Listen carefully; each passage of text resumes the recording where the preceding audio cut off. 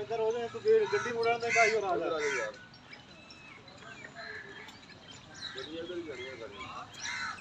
पूरा डब जा, पूरा डब जा यार तो बड़ा वीडियो लगा।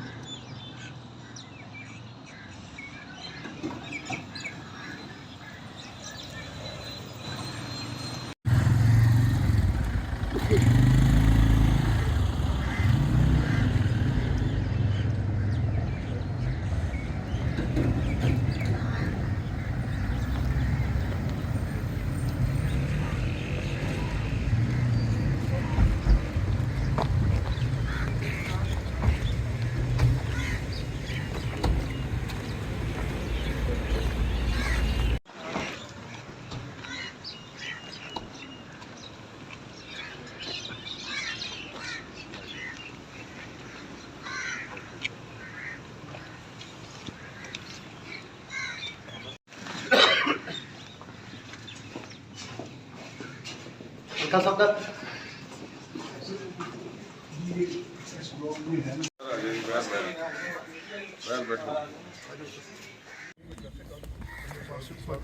जान पीछे होना यार।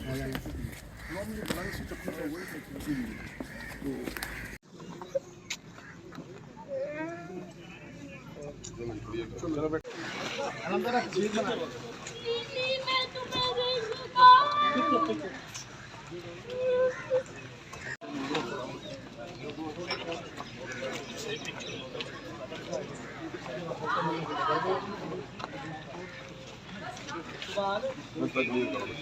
रास्ता क्लियर कर दीजिए।